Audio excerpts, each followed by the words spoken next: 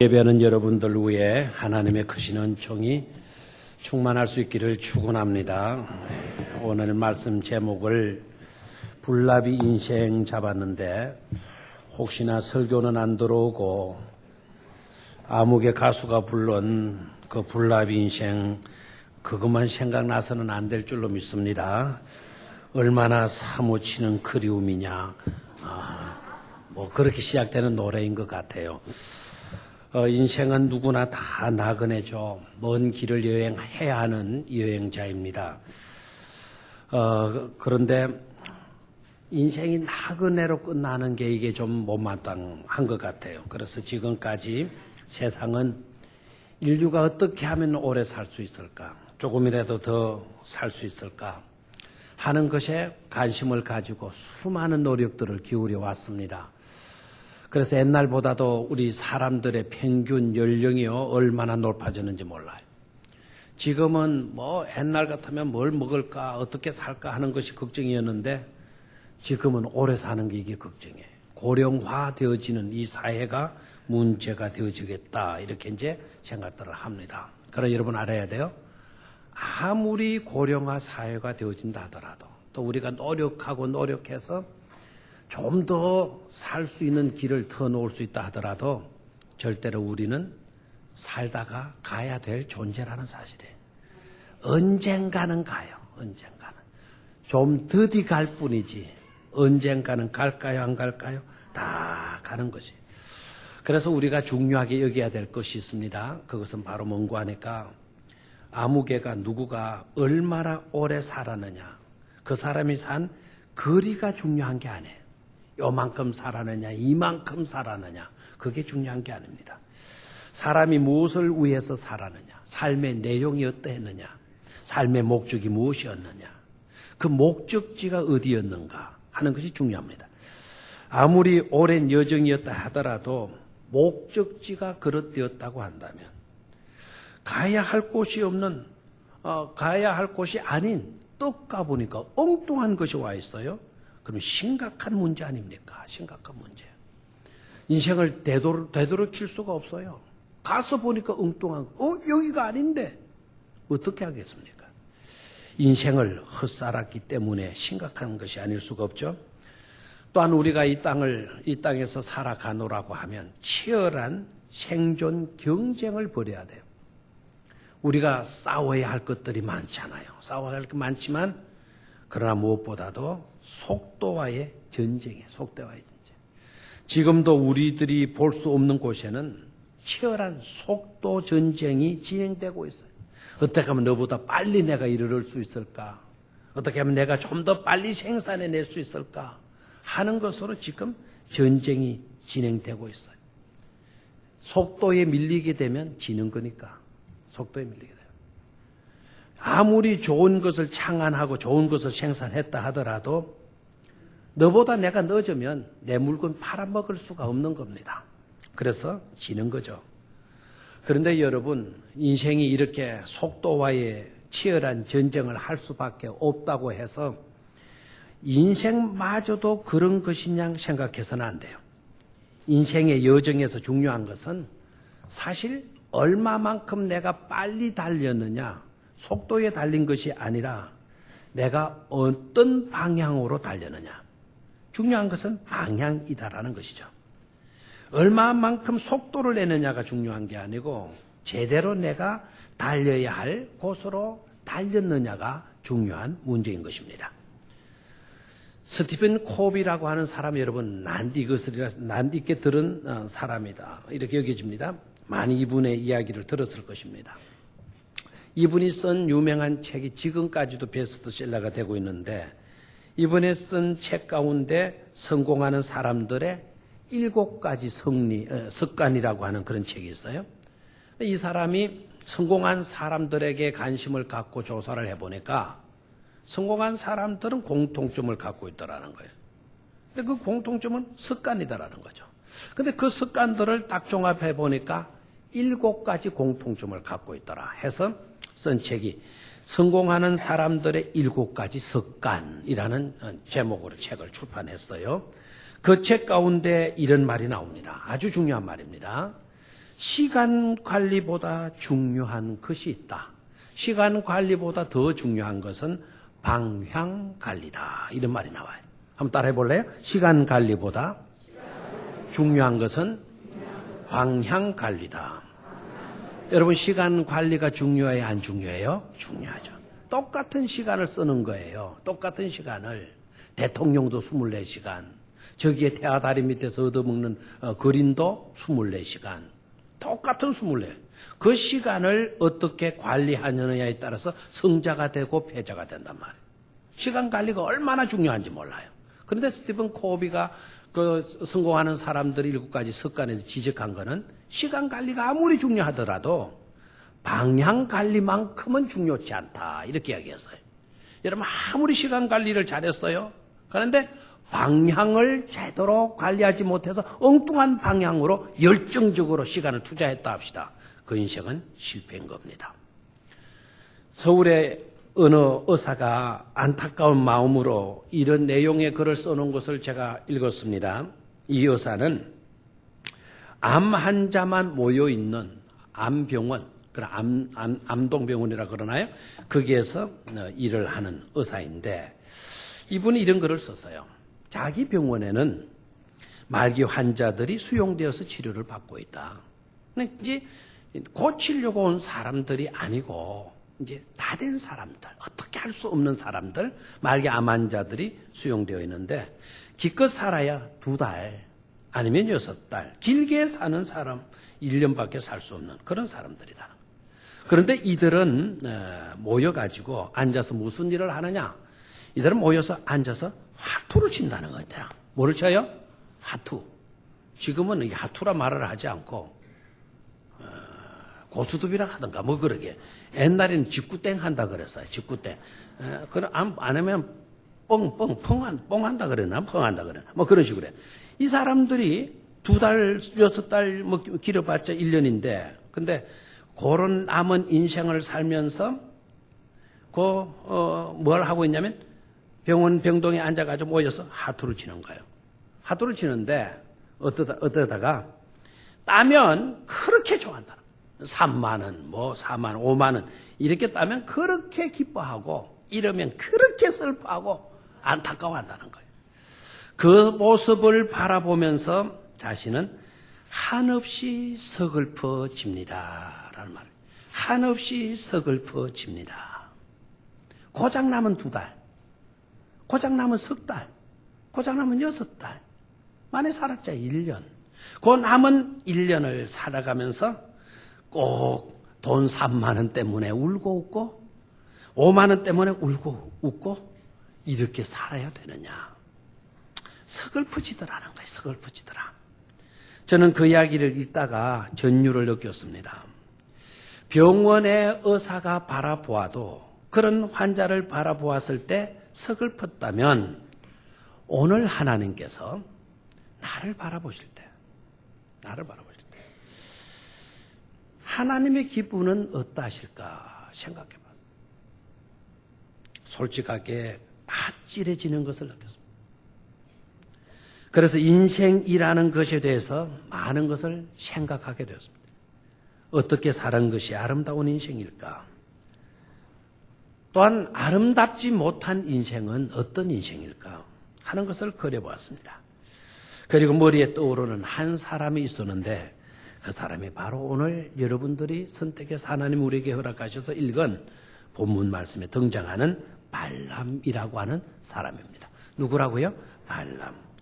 오늘 저는 그 발람에 대해서 말씀을 드리고 싶습니다. 그리고 그 발람을 통해서 어떻게 사는 것이 아름다운 인생인지, 어떻게 살면 정말 안타까운 서글픈 인생이 되는 건지에 대한 해답을 찾도록 하겠습니다.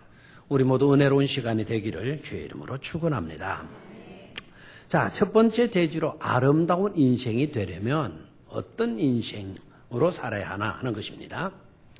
자, 오늘 첫 번째 대지의 제목은 고향으로 향하는 인생하고 아름다운 귀향했습니다. 우리들의 고향으로 돌아가는 모습이 뭐 할 수 있어야 되겠다? 아름다울 수 있어야 되겠다. 우리가 고향으로 어차피 돌아가는 건데 어차피 돌아갈 때 정말 아름다운 귀향이 되어줬으면 그건 축복된 아름다운 인생이 될 거다 하는 것입니다. 자, 아까 누구를 중심으로 해서 생각한다 그랬어요? 발람이 생각이 잘 안 나면 발람 까졌다 생각하는 거예요. 발람.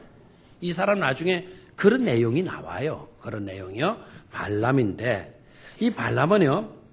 메소포타미아 부돌의 아들 발람이 이렇게 됐네요. 이분의 아버지는 누구라고요? 그러면 부두막, 그냥 숫돌, 그 부돌 생각하면 되고 메소포타미아라고 되어져 있어요. 메소포타미아라고 하면 여러분이 알겠죠? 살기 좋은 곳입니까? 살기 안 좋은 곳일까요? 살기 좋은 곳이죠. 메소포타미아 문명이 있잖아요. 메소포타미아 유브라 대강이 만나면 그게 문명의 발상지라고도 이야기를 해요. 그래서 고대 문명의 발상지. 고대부터 문명이 발달돼가지고 엄청나게 그냥 잘 사는 그런 도시의 출신이라는 사람이라는 거죠. 근데 이분에 대해서 성경은요, 헷갈릴 정도로 다양하게 표현을 하고 있어요. 먼저는요, 이 사람은 술사였다. 이렇게 되어져 있어요. 뭐였다? 술사였다. 술사가 뭐예요, 술사가? 이제 요새 젊은 사람들은 이 술사라고 하면 이게 무슨 약자일 거다 뜻이 생각 안 하니까. 무슨 나는 박사모 쌓길래 나는 박사모가 뭐냐? 처음에는요, 저도 멍청하잖아요. 예, 박사모. 박사들이 쓰는 모자, 박사모. 그건 줄 알았어요. 그랬더니 아무개 박씨를 사모하는 모임, 자들의 모임 해가지고 그게 박사모, 무슨 사모. 그래 내가 우리 교단에도 목사님 중에 아주 유명하신 목사님, 그분이 장사모 만든다요. 장사모. 그래서 정식으로 그분한테 이야기. 장사모 그거 없애세요. 목사님이 장 목사님을 사랑하는 자들의 모임 이런 거 만들면 됩니까 이거?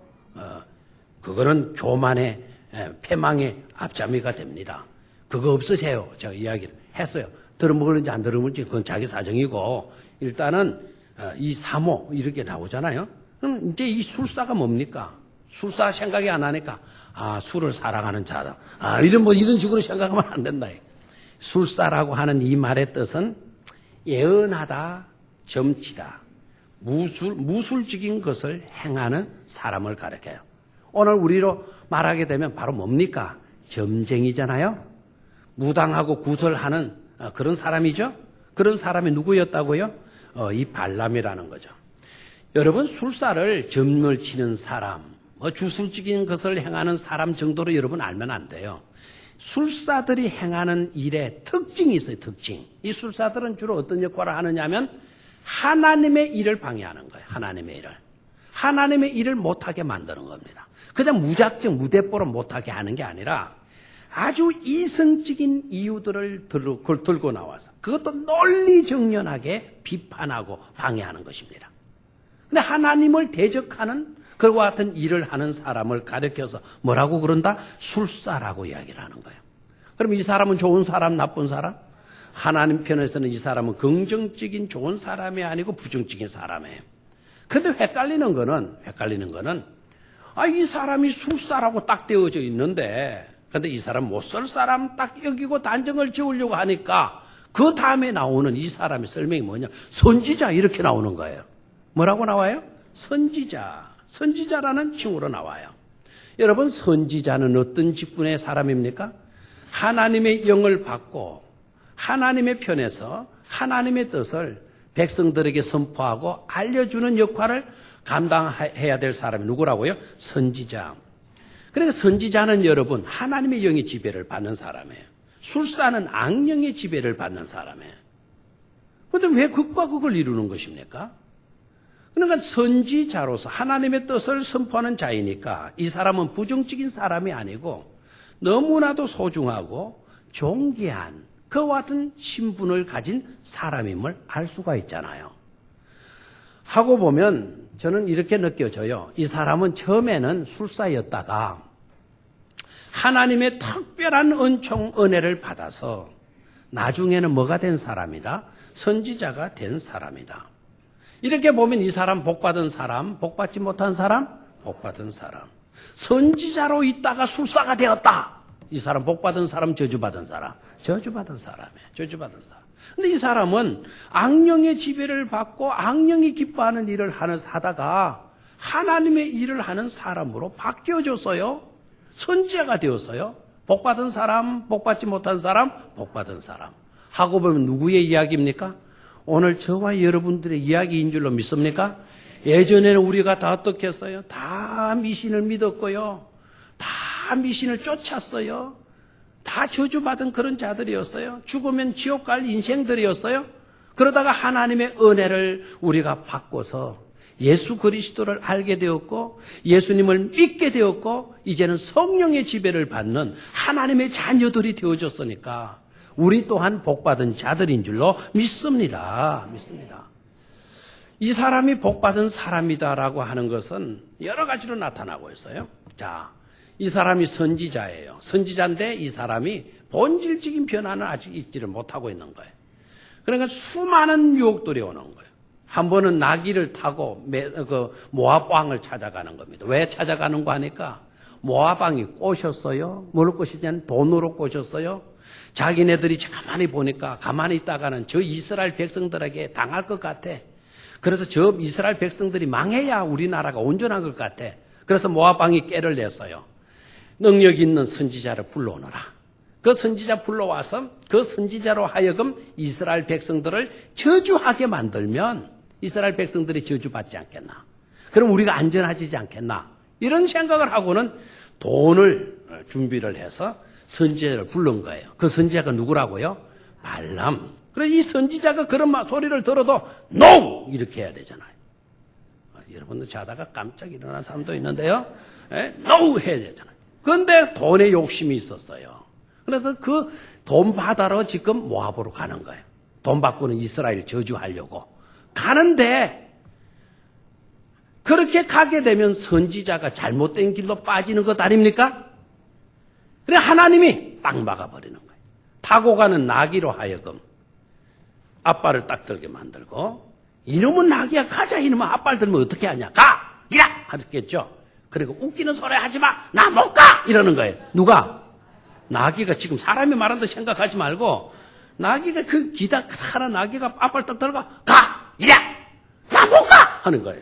그러니까 발람이 기가 차겠어요? 안 차겠어요? 이놈은 나귀가 말을 하다니. 어떻게 된 거냐? 나귀가 한마디 하는 거예요. 선지자가 지금 어디로 가느냐? 당신이 지금 어디로 가느냐? 가야 할 길 가느냐? 엉뚱한 길 가지 않냐? 나 못 가! 딱 하고 딱 버티는 거예요. 그렇게 깨달았어요. 가요 못 가요? 못 가는 거예요. 누가 지켜줘요? 하나님이 지켜주시는 것을 볼 수가 있어요. 하나님이 참 잘못된 선지자이지만 누가 지켜주셔요? 하나님이 지켜주시는 거예요.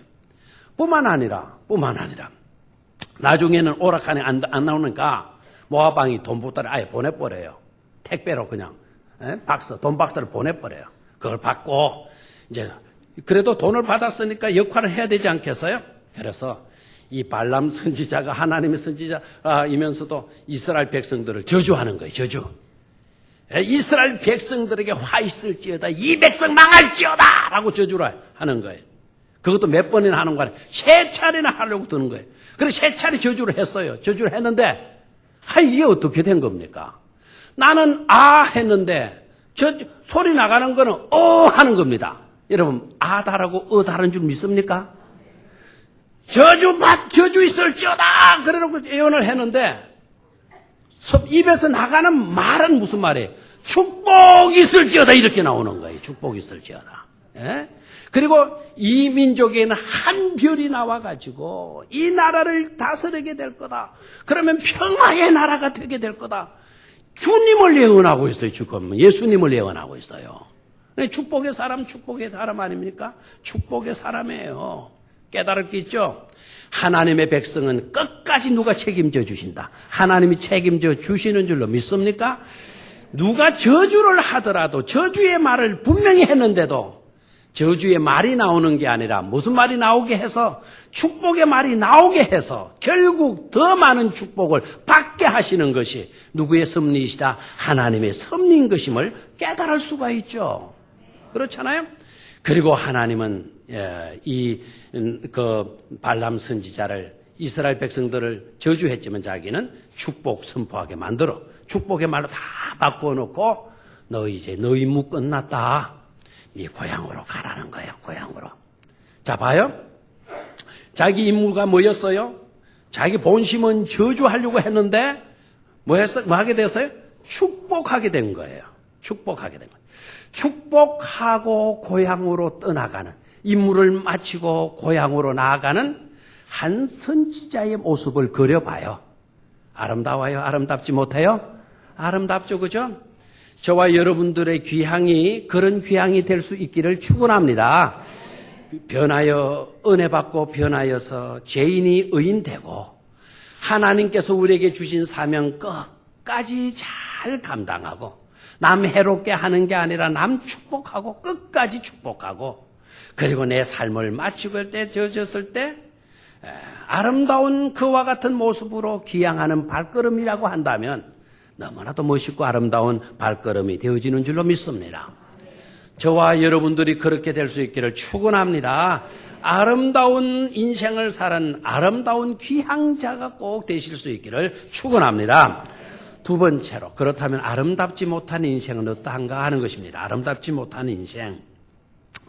두 번째 대지 제목을 배하는 나그네 가엾은 불나비 이렇게 잡았습니다. 자, 그 어감을 보아서 아름답지 못한 인생인 게 틀림없죠. 그죠? 아름답지 못한 인생은 어떤 인생이냐? 아름다운 귀향을 하지 못하고 자꾸만 세상에 배하는 거예요. 맴돌고 있는 거예요. 가야 할 곳으로 가야 되는데 가지 않고 자꾸 배하고 있는 거예요. 그러다가 불나비처럼 다 죽고 마는 거예요. 가엾은 불나비가 되고 마는 인생. 그런 인생은 아름답지 못한 인생입니다. 자, 조금 전까지 우리는 발람을 생각했어요. 자, 백성들을 축복하고 본심은 저주하려고 했는데 하나님이 그 저주의 말을 무슨 말로 바꾸었어요? 축복의 말로 싹 바꾸어 놨어요. 결과는 축복이 나갔어요. 그러니까 아름다운 귀향을 할 수 있는 거예요. 너 축복했으니 이제 너 고향으로 가라. 얼마나 아름다웠어요. 그런데 이게 어떻게 된 겁니까?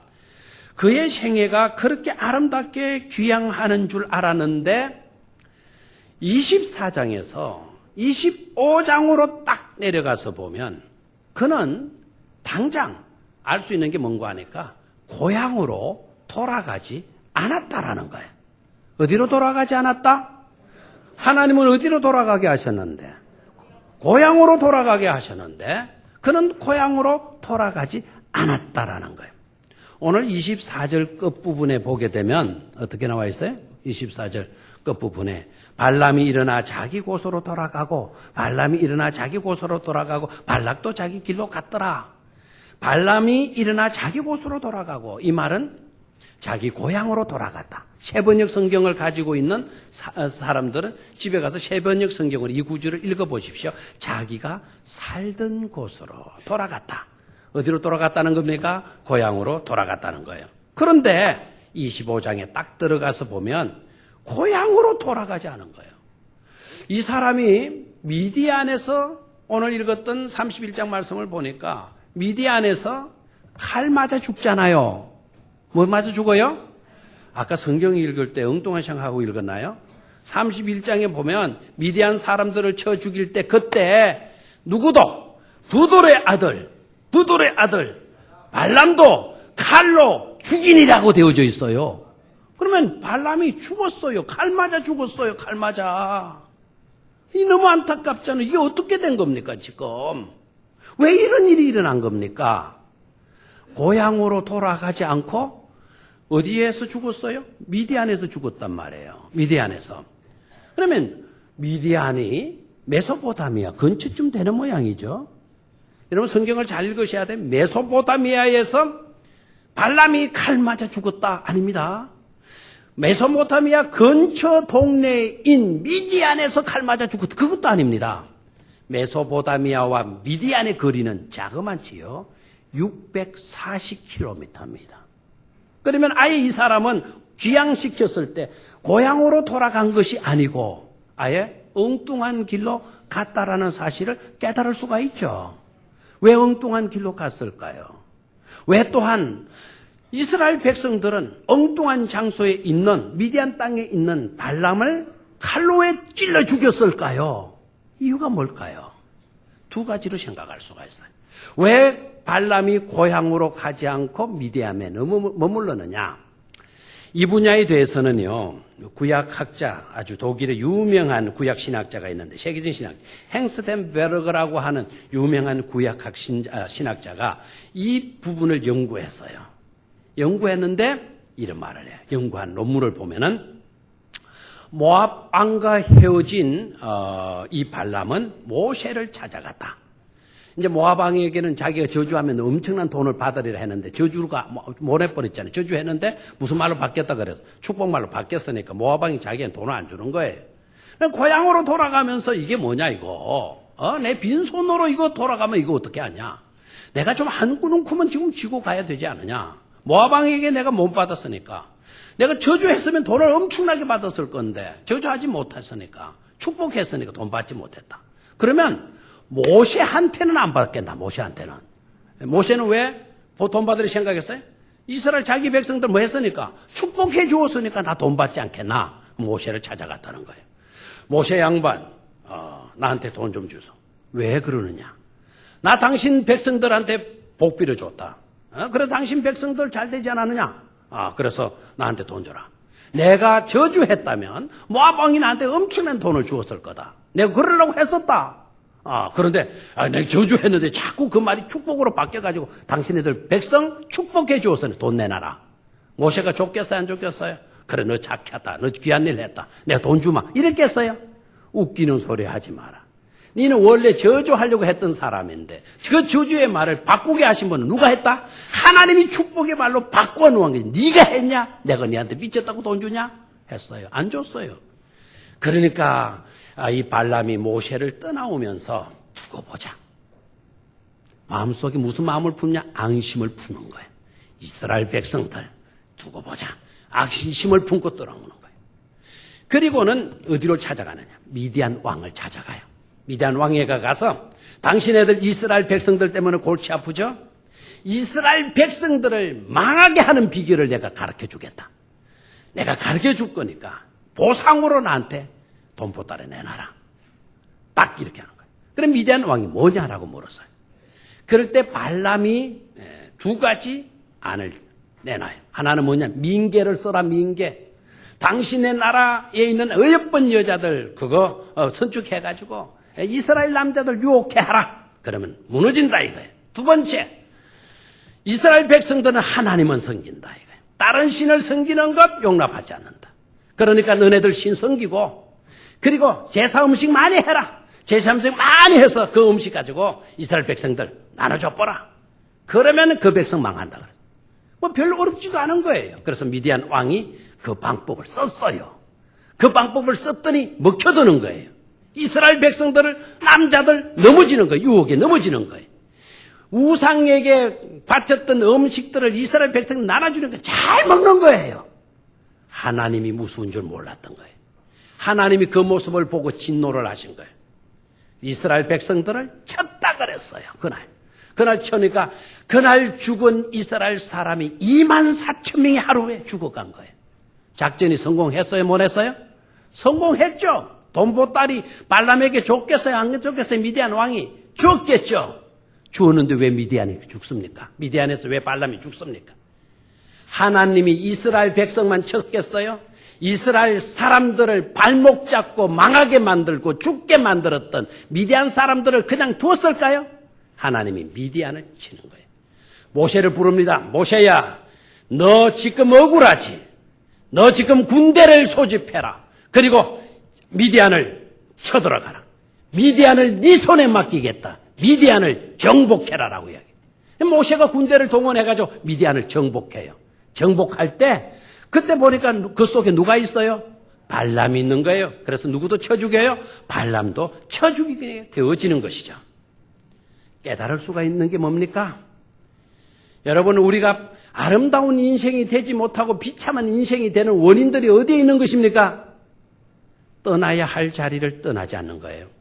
가야 할 곳으로 가지 않는 거예요. 앉아야 할 자리에 앉지 않는 거예요. 품어야 할 것을 품지 않고 품지 말아야 될 것을 품기 때문에 지금 우리의 인생은 서글퍼지기 시작하는 것입니다. 여러분 깨닫기를 축원합니다. 아름다운 귀향이 되어지려고 하면 탐욕에 집착해서는 안 돼요. 욕심에 사로잡힌 나머지 내가 움켜잡아야지, 꼭 잡아야지. 탐욕에 사로잡혀가지고 귀향하지 않고 이 세상을 맴돌고 있게 되면 결국 하나님의 심판을 받게 되어서 비극적인 인생을 마칠 수밖에 없다라는 것을 깨달아야 돼요.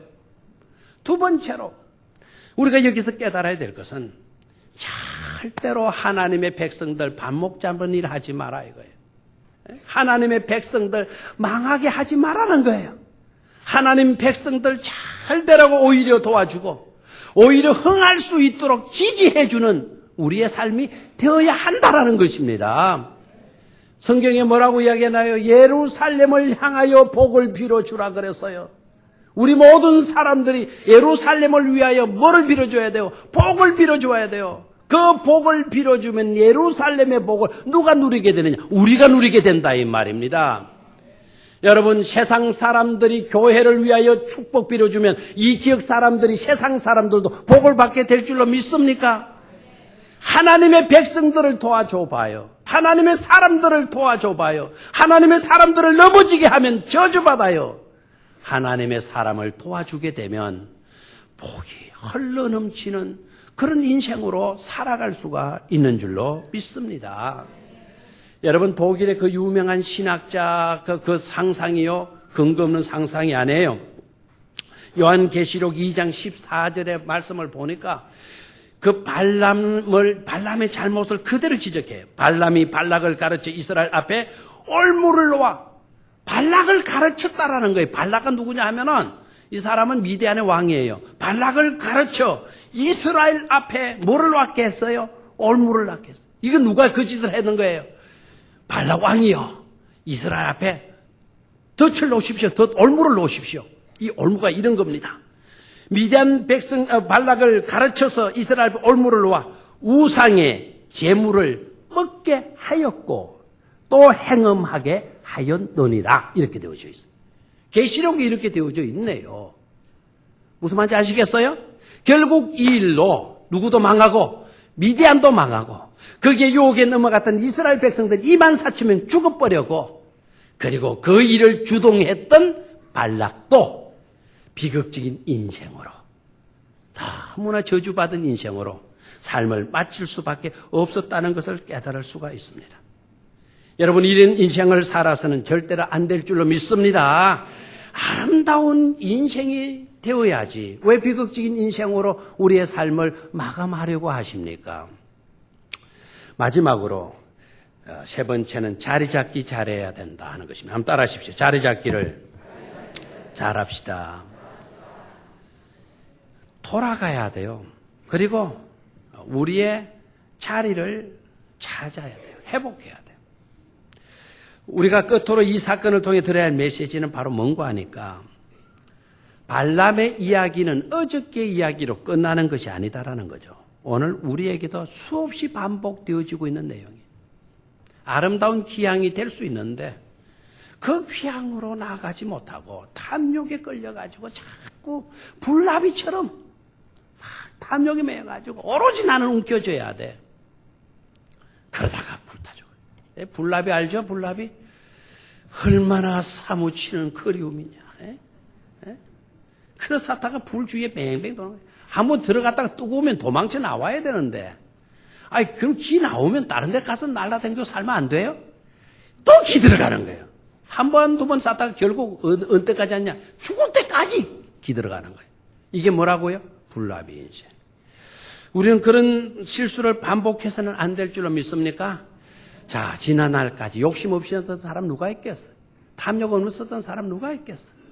다 한두 번 우리 욕심 부려봤잖아요. 우리 한두 번 배회해 봤잖아요. 세상에 기웃동거려 봤잖아요. 거기까지는 우리가 간대합시다. 좀 우리 간용으로 받아들입시다. 거기까지는 우리 좀 이해합시다. 너그럽게 좀 봐주자고요. 하나님께서 용서해 주셨을 것이니까 우리 받아들이자고요. 어저께까지는 그렇다. 근데 문제는 바로 뭡니까? 어저께까지 일이 오늘도 지속되고 있고 내일도 지속되고 있다고 한다면 이건 문제란 말이에요. 이건 계속해서 불나비가 불 주변에 맴돌고 있다라는 거는 이건 망할 징조죠. 이건 축복받을 일이 못 되잖아요. 어저께까지는 우리가 그랬다 하더라도 좀 우리가 봐주어서 지금부터는 우리가 좀 그런 자리를 떠나야 될 줄로 믿습니다. 빨리 자리를 회복해야 돼요. 빨리 방향을 찾아야 돼요. 나의 목적지가 어디에 되는가를 분명히 파악하고 그 목적지를 향하여 나아가야 되는 거예요. 한번 따라 하십시오. 신앙생활은 자리 잡기다. 시편 1편에서 인생을 시작하는 1편에서 복 있는 사람은 이런 사람입니다. 우리는 복 있는 삶으로 삶을 시작해야 됩니다. 라고 시작해서 할렐루야로 마치잖아요. 마지막 하나님을 찬송합시다. 얼마나 멋진 인생이에요. 근데 1편의 말씀이 뭡니까? 복 있는 사람은 악인의 꾀를 쫓지 않는다. 악인의 꾀로 쫄쫄 따라다니지 않는다. 죄인의 길에 가서 서지 않는다. 오만한 사람의 자리에 앉지 않는다. 무슨 내용이에요? 자리 잡기 잘한다는 거예요. 여러분 자리 잡기를 잘할 수 있게 되기를 부탁드립니다. 우리가 언제 망합니까? 언제 우리가 발랑같이 되어져 버립니까? 있어서는 안 될 자리에 있는 거예요. 있어야 할 곳은 피해버리고 있어서는 안 될 자리에 가서 자리 잡고 앉는 거예요. 오늘 이 예배의 자리는 여러분들이 마땅히 있어야 할 자리인 줄로 믿습니까? 이 자리는 잊지 않고 엉뚱해 간 자리에 가 있는 거예요. 발람의 길을 걷는 사람의 발람의 길을. 엉뚱한 곳에 가요. 가야 할 곳은 가지 않고 가서는 안 될 곳으로 자꾸 기나가는 겁니다. 망할 사람이에요, 그 사람. 품어야 할 생각은 품지 않는 거예요. 한단 아버지 하나님 아버지의 마음을 품어야 되는데 그런 마음은 안 품고 자꾸 앙심을 품는 거예요. 두고 보자 이빨 빠르락 떨면서 나는 이빨이 안 갈려가지고 이게 정말 안 되는데 이게 빠르락 빠르락 걸려. 심지어 자면서도 이빨 갈잖아요. 자면서도 빠르락 빠르락. 미안합니다. 잠자다가 자기도 모르게 이빨 가는 사람. 앙심 때문에 가는 거 아닐 줄 알아요. 그럴 때는 솜이라도 좀 물고 자요. 물고. 목사님들하고는 제가 잠을 못 자요. 대개 목사님들이 코를 많이 골더라고요. 그리고 대개 목사님들이 이를 많이 갈더라고. 교인이 얼마나 속을 썩히는지 모르죠. 진짜 코 고는 거는 좀 덜한데 이빨 빠드르 갈고 있으면 나도 인상이 빡 벌써지게 돼요. 아예 바깥에 나와서 있는 게 낫겠다 싶은데요. 얼마나 우리가 앙심을 많이 품습니까? 별것 아닌 것 때문에 앙심 품잖아요, 지금. 그 앙심 좀 버려야 돼요, 이제 좀. 바른 마음을 품어야죠. 제자리를 좀 잡게 해야죠. 우리 마음은 앙심이 들어갈 자리가 아니에요. 우리 마음은 성령님이 들어가서 자리 잡아야 할 성전인 것을 여러분 믿지 않습니까? 그 버려야 돼요, 그거 다 버리고. 정말 자리 잡기 잘하시기를 바라요. 성도 여러분, 이제 몇 일이 있으면 9월이 다 가요. 10월이 와요. 지난 10달 동안 여러분들의 발길은 어디로 향하셨습니까? 어디에 머무셨습니까? 거기 머무는 동안에 여러분의 마음을 지배하던 생각은 무엇이었습니까? 혹시 발람의 생각과 같지는 않았습니까? 만약에 같았다고 한다면 우리 회개합시다. 그리고 다시 방향을 새로 잡도록 하십시다. 제 길을 찾자고요. 자리 잡기를 좀 잘하자고요. 모든 지난 날의 잘못들은 관대합시다. 이제 하나님께서 용서해 주셨을 것이니까. 문제는 아직도 돌아가지 않고 머뭇거리고 있고 배회하고 있는 나의 모습이라고 한다면 이것은 용납해서는 안 돼. 이건 심각한 문제. 아직도라고 하는 말로 이어지게 되어진다면 이것은 참으로 비극적인 일이 아닐 수가 없죠. 우리는 그런 비극의 주인공이 되지 않기 위하여 준엄하게 내 자신에게 명령하고 이렇게 선포할 수 있어야 될 줄로 믿습니다. 돌아가! 어디로? 고향으로! 내가 있어야 할 자리로 돌아가야 돼요. 돌아가! 어디로? 네 자리로. 네 자리로. 목사는 목사의 자리로. 모든 직분자는 직분자의 자리로. 믿음의 사람은 믿음의 사람의 자리로 돌아가야 될 줄로 믿습니다. 왜 믿음의 사람이 믿음 없는 세상 속에 얼쩡거리고 있냐 말이에요. 어제까지는 그랬다 하더라도 이제 좀 떠나야 될 때가 되지 않았어요? 왜 발람처럼 미디안에 자꾸 머물고 있어요? 그 돈 움켜진다고 해서 그 돈 가지고 천국 갈 수 있나요? 부질없는 것들 아닙니까? 제발 좀 떠날 수 있기를 축원합니다. 우리 주님은 사랑하는 제자들이 돌아가야 할 곳으로 갈릴리를 지정했어요. 갈릴리로 가라. 우리 주님 부활하시고는 갈릴리에서 우리 다시 만나자. 제자들이 갈 곳은 갈릴리였어요. 그런데 제자들 갈릴리로 가지 않고 엉뚱한 곳에 있었어요. 그러다가 주님 모른다 부인했어요. 얼마나 안타까워요. 여러분, 저와 여러분들의 갈릴리는 어떤 곳일까요? 제자들에게서 갈릴리는 주님을 처음 만났던 곳이에요. 주님의 사랑을 처음 받았던 곳이, 예수님의 제자가 되기로 작정했던 곳이 갈릴리였어요. 하고 보면 갈릴리는 제자들에게 첫 사랑의 장소였습니다. 아직도 때묻지 않았던 곳, 예수님을 향한 순정이 남아있는 곳, 그곳이 갈릴리였어요. 예수님은 그곳으로 돌아가라고 이야기했어요. 우리도 돌아갈 때가 되었죠. 지난 9달 동안 달콤한 사탄의 유혹에 빠져 욕망의 주변을 우리가 배회했다면 이제 하나님의 집으로 돌아갑시다. 맑고 순수하던 첫 신앙의 자리로 다시 돌아갑시다. 주님의 말씀에 아멘 하던 그 자리로 다시 우리가 돌아갑시다. 눈물로 손수건이 젖어 들어가는 것만큼 말씀의 생수로 적시어지던 그 감격의 자리로 돌아갑시다. 주님을 위해서 무엇이라도 할 수 있을 것처럼 생각되어서 뻘떡 일어나서 결단했던 바로 그 자리로 나아갈 수 있기를 축원합니다. 보잘것없는 나, 부족한 나, 허물 많은 나, 실수 많은 나까지도 하나님은 마다하지 아니하시고 주의 일을 위해서 써주심을 기뻐했던 바로 그 자리로 다시 돌아가자고요. 작은 것에도 만족하면서 감사의 기도를 드리던 그곳으로, 사랑스러운 사람들을 주신 것을 기뻐하면서 마주보며 손 내밀던 그때 그 자리로, 힘들어도 용기와 소망을 가지고 미래를 향해 달려가던 그 자리로, 작은 것이라도 나누기 위해 주머니를 뒤지던 그 소박한 자리로 돌아갈 수 있기를 축원합니다. 주여라고 이 한마디 고백만 해도 내 마음속에 평화가 샘솟던 바로 그 자리로 우리 모두는 돌아가야 될 줄로 믿습니다. 다시 시작하고 싶다면 우리는 아버지 집으로 다시 돌아가야 될 줄로 믿습니다. 저녁이 되면 출근했던 사람들이 그 피곤하고 고달픈 몸을 이끌고 왜 집으로 돌아갑니까? 돌아가는 목적은 내일 아침 새로운 출근을 위해서인 줄로 믿습니다. 집으로 돌아가는 자만이 안식을 얻을 수가 있고, 집으로 돌아가는 자만이 새 아침의 신선한 아침을 맞이해서 새로운 출발을 할 수가 있는 줄로 믿습니다. 더 이상 엉뚱한 것에 집착하지 말고, 괜한 부질없는 것 때문에 서성거리고 배회하지 말고, 천성을 향해 아름다운 귀향이 이루어지도록 저와 여러분들의 삶을 갖고 갈 수 있기를 주의 이름으로 축원합니다. 하나님 아버지, 우리의 삶을 도와주셔서 정말